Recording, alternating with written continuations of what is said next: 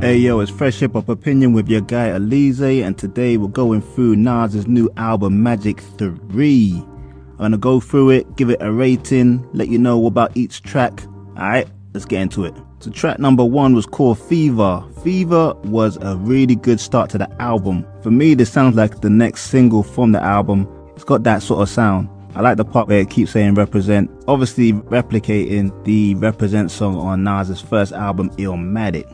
But I rate this one an 8 out of 10. Good track to start the album. Second track is called Tusk, or is it TSK? I love the production on this song. It's absolutely fire. Hit Boy, unbelievable. He's really getting into that GOAT category when it's coming to this production game. Super consistent. I feel like it gave a stadium vibe.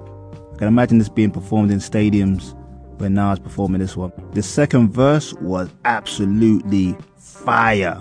Loves Nas's second verse on here. But I'll rate this one an 8 out of 10. Definitely one of my favorite songs of the album.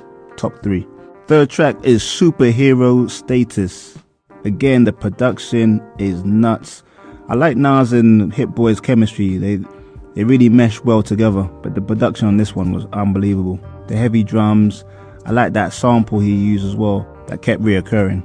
Nas finished strong on this song. Second verse was crazy. I love that one. There was one line he had like where he describes himself as the gatekeeper conqueror. I was like, jeez, Nas is going in. But I rated this song a number 9, so possibly my favorite song on the album. Next track was I Love This Feeling. This one was probably the weakest of the album so far, if we're on track 4. The production again, I love the hard beats that Hit Boy was using. And there's one interesting part where Nas was saying that when or if he's going to leave hip hop. And he said that over the years he left hip hop a few times but came back, which was quite an interesting line. Whether it's true or he just said it because it sounded good on the song, it is quite interesting to know what period was Nas thinking of dipping out of hip hop. Maybe that time where he took the 10 years off during Life is Good album. I say 10 years, but I don't really count that Kanye EP he did in between that. That was trash. Next track, No Tears. This again, one of my favorites on the album. It actually reminds me of a Kanye West type of beat. I can imagine Kanye on this track. Let me know in the comments if you agree. This track is No Tears. I feel like Kanye is very Kanye sounding, but I love the track. Very uplifting feel. Probably the most creative song on the album because he's like talking to himself, younger him and older him. So it's a cool vibe. Possibly my favorite of the album. Never Die featuring Lil Wayne. I've already done a deep dive on this one on a previous episode. Both verses were fire.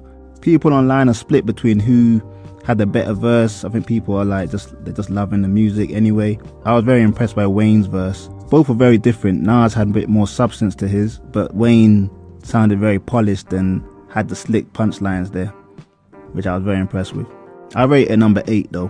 Pretty Young Girl is the next track. This for me is, I mean, all the songs are strong, but this is in that category of one of the weaker songs on the album.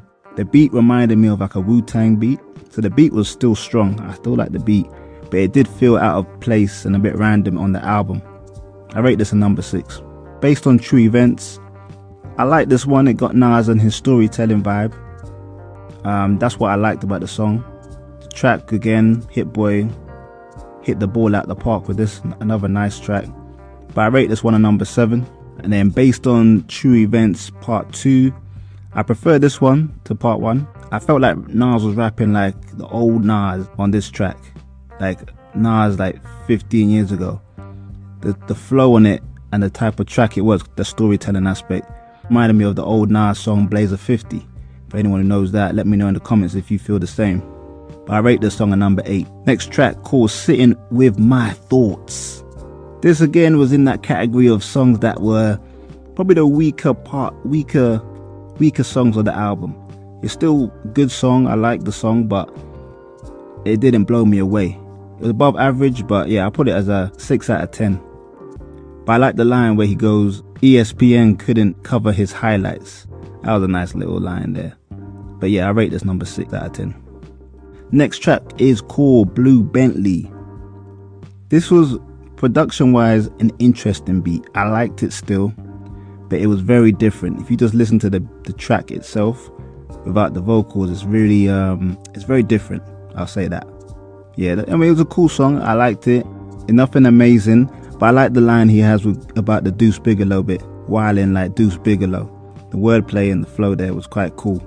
And Deuce Bigelow is one of my favorite films when I was a kid. Alright, next track, Jodeci Member. Jodeci Member, again, not one of my favorites on the album, probably one of the weaker ones. But I like the old school, I like the cool old school beat. It had like a 70s vibe. I like the feeling of the song. The next track was called Speechless Part 2. Overall, I think this was the best song. It's not my favorite song on the album, but it's one of the best songs, I think, like in terms of production and rapping put together. I like the way this is like Nas and his conscious kind of mindset, and his wordplay on this song was very strong. If you like your wordplay, flipping words, connecting words and letters and all that, this was a good one. I rate Speechless 8 out of 10. Japanese Soul Bar. I like the jazzy feel, and it's like got a good vibe type of feel to the production on the song. I like the way Hit Boy flips the beat as well throughout the track. But I rate this one at 8 out of 10 overall. That Nas did his thing. Hit Boy definitely did his thing. Can you tell I'm a Hit Boy fan? I'm a Nas fan too. But yeah, that was a cool solid 8. Good track. And then the last track, 1-800 Nas and Hit. I like this one. Like most of the album I like, you know, the whole album I like, to be fair, but this track was cool. This was like a bigging up himself and bigging up Hit Boy as well on this track. I like it as an outro. It had a good feel as an outro sort of thing as well. I like how he mentions Huey from the Black Panthers and Malcolm X. Like, if they were on the track, they'd be spitting what Nas is spitting. I like that sort of mindset. Like, you know, if they grew up in hip hop, they be saying what Nas be saying, which is kind of cool. That's the thing about Nas. He makes you really think sometimes. He's got a lot of substance in his music. But in summary of this album, Magic 3, as you could tell, I've rated most tracks 8s and 9s. There's a couple 7s and maybe like 3 6s. So I would say the weakest songs on the album are Pretty Young Girl, Sitting With My Thoughts, Jodeci Member, and then I think undeniably the best songs are Superhero, Status, No Tears. They're my top 2. I reckon Fever is going to be the next single. Or it's going to be one of the singles, because it's got that single vibe, you know what I mean? But yeah, another solid project from Nas. Definitely better than Magic 2, which just came out. I want to know what you lot think of the album. Were you feeling it? Which is your favorite track? What's the weakest? Do you think this is the best of the Magic trilogy? Leave a comment below, like, subscribe, hit the notification bell, share with your people. It's Fresh Hip Hop Opinion. Peace and love.